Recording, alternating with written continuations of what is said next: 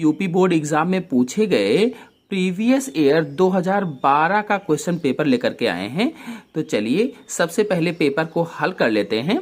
Paper हल करने से पहले आपको बता दें कि इसमें बहुत से क्वेश्चन ऐसे हैं जो कोरोना के कारण हट गए हैं, तो उन क्वेश्चन को हम लोग भी हटा देंगे। कोरोना के कारण जो क्वेश्चन हटे हुए हैं उन क्वेश्चन की जगह पर अब नए क्वेश्चन आएंगे कोर्स से संबंधित, जो कोर्स दिया गया था 70%। तो पहला क्वेश्चन है, प्रभाविता का नियम था, यानी प्रभाविता का नियम किसका था? तो प्रभाविता का नियम मेंडल ने दिया था। ग्रेगर जॉन मेंडल थे, इन्होंने मटर के पौधे पर प्रयोग किया था और इन्होंने 3 नियमों का प्रतिपादन किया था, प्रभाविता का नियम, पृथक्करण का नियम और स्वतंत्र अपव्यवन का नियम। और इनके 2 प्रयोग थे, एक संकर संकरण और 2 संकर संकरण। इन सब पर मेरे चैनल में वीडियो अपलोडेड है, आप लोग जाकर के देख सकते हैं। फिर आते हैं अगले क्वेश्चन पर। फिर अगला क्वेश्चन है, मेंडल द्वारा संकरण प्रयोगों में प्रयोग किया गया। तो 4 मटर के पौधों के नाम लिखे गए हैं, यानी 4 मटर लिखी गई हैं। इसमें से वाटिका मटर पर इन्होंने प्रयोग किया था। जो मेंडल थे इन्होंने वाटिका, क्योंकि एक चर्च में पादरी थे मेंडल, तो वहां पर वाटिका थी या उद्यान था, उसी मटर के पौधे पर इन्होंने प्रयोग किया था। अब है युग्मनज प्रायः होता है अगुणित, द्विगुणित, त्रिगुणित, चतुर्गुणित। तो देखिए नर युग्मक है, ये मादा युग्मक है, और नर युग्मक जब मादा युग्मक से मिल जाता है तो युग्मनज बन जाता है।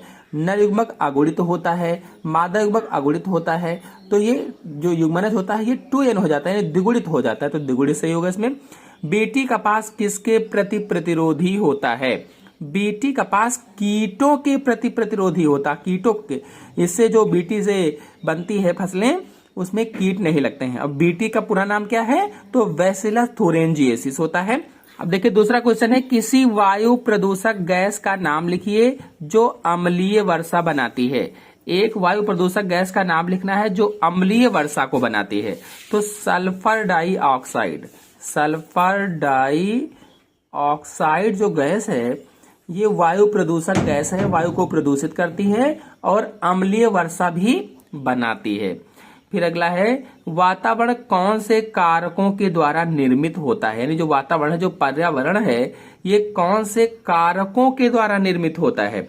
तो देखिए जैविक और अजैविक कारकों के द्वारा निर्मित होता है। अब जैविक कारकों में जीवमंडल आ जाएगा, यानी जीव जंतु आ जाएंगे, पेड़ पौधे हैं, जीव जंतु हैं। और अजैविक कारकों में जलमंडल, स्थल मंडल, वायुमंडल, ये सब आ जाते हैं। तो इन सभी कारकों से मिलकर बना होता है, निर्मित होता है। प्रकाशानुवर्तन एवं गुरुत्वानुवर्तन में अंतर लिखना है।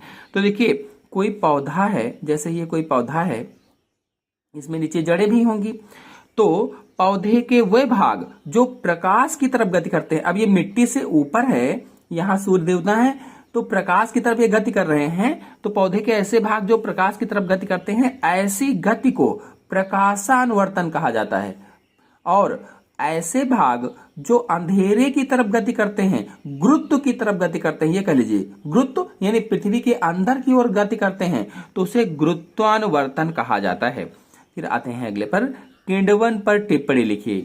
किण्वन में जो जटिल कार्बनिक पदार्थ होते हैं, जटिल कार्बनिक पदार्थ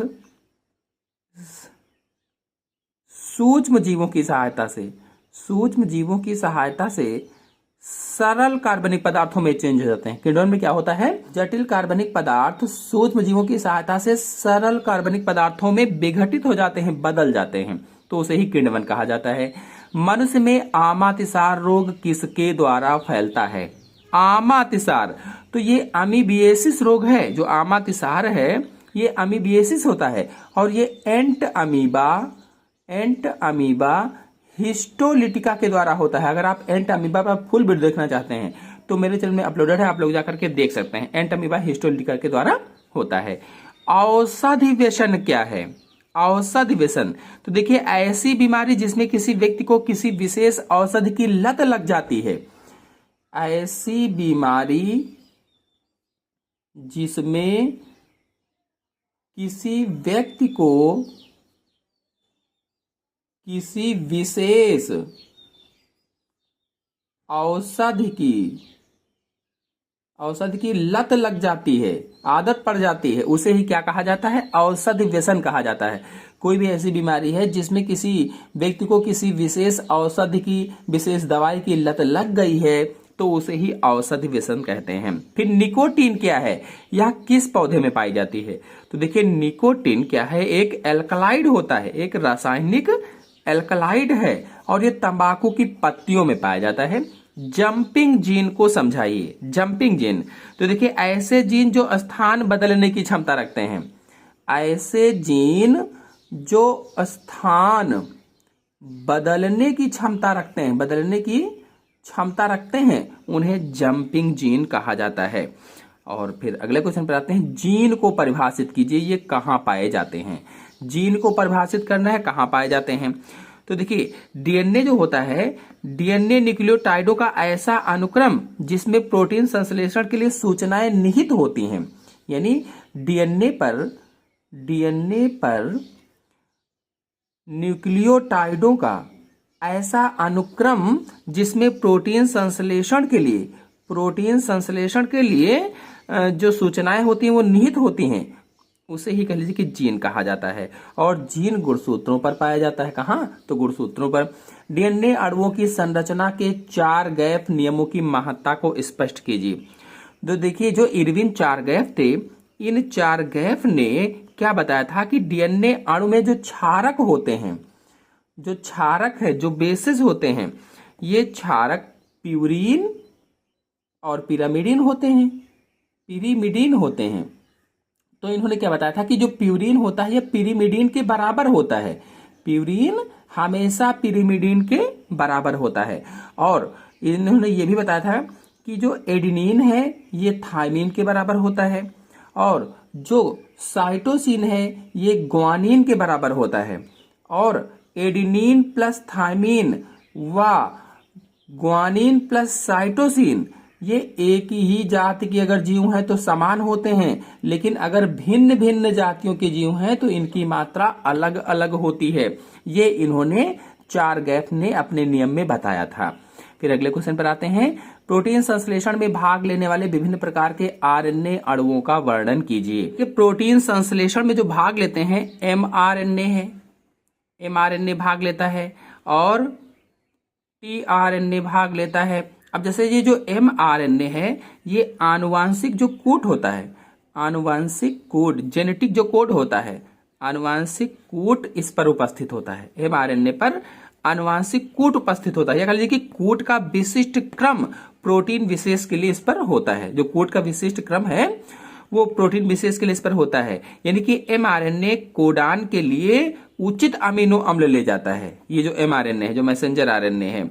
और ये जो टीआरएनए है इस पर प्रतिकूट उपस्थित होते हैं, और ये अमीनो अम्लों को राइबोसोम तक ले जाते हैं। ये क्या कार्य करते हैं? जो अमीनो अम्ल होते हैं उनको राइबोसोम तक पहुंचाते हैं, राइबोसोम तक ले जाते हैं। और ये जो आरएनए होता है ये राइबोसोम बनाने लगता है, ये राइबोसोम का निर्माण करता है, बनाता है। और राइबोसोम या प्रोटीन संश्लेषण क्रिया इसी पर होती है। यानी प्रोटीन संश्लेषण की जो क्रिया है राइबोसोम पर ही होती है, क्योंकि आरएनए राइबोसोम बनाता है और राइबोसोम पर ही प्रोटीन संश्लेषण की क्रिया होती है। इस तरह से लिख देंगे। फिर अगला है, जीनी विभिन्नता उत्पन्न करने में अर्धसूत्री कोशिका विभाजन के योगदान का आकलन कीजिए। अर्धसूत्री कोशिका विभाजन के योगदान का आकलन करना है।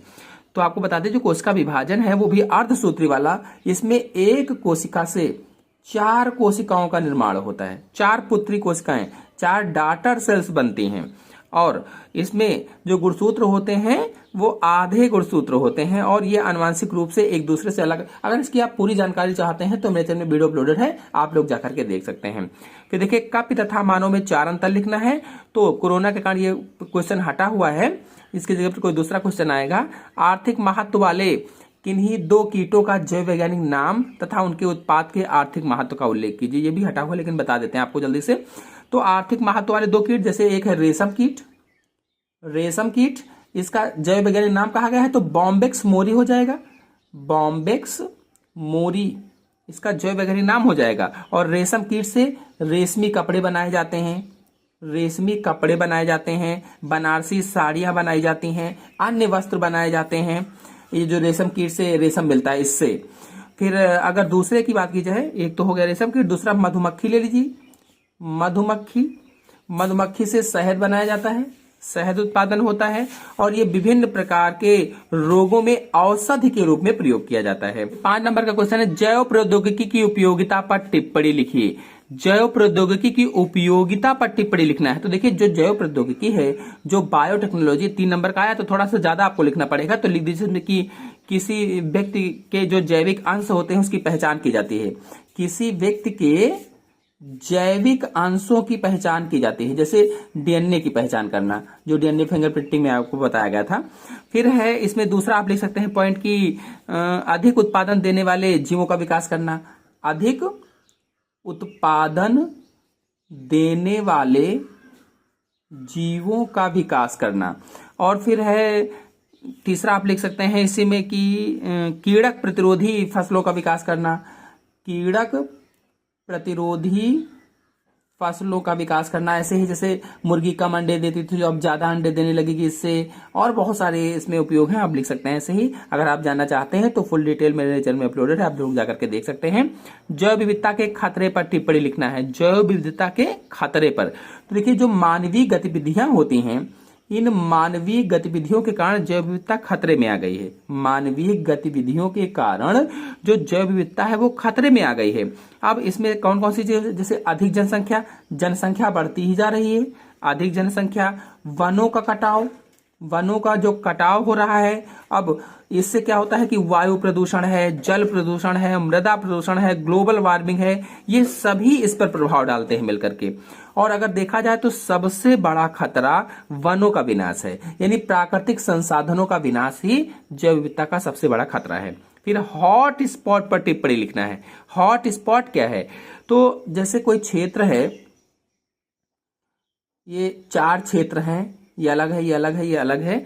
तो 4 क्षेत्रों में यहाँ जितने जीव हैं, जीव जातियां हैं, यहाँ जितनी जीव जातियां, कोई बराबर नहीं कि यहाँ जितनी जीव जातियां होंगी उतनी ही जीव जातियां यहाँ होंगी। ये भी नहीं है कि यहाँ जितनी जीव जातियां हैं उतनी ही यहाँ जीव जातियां होंगी।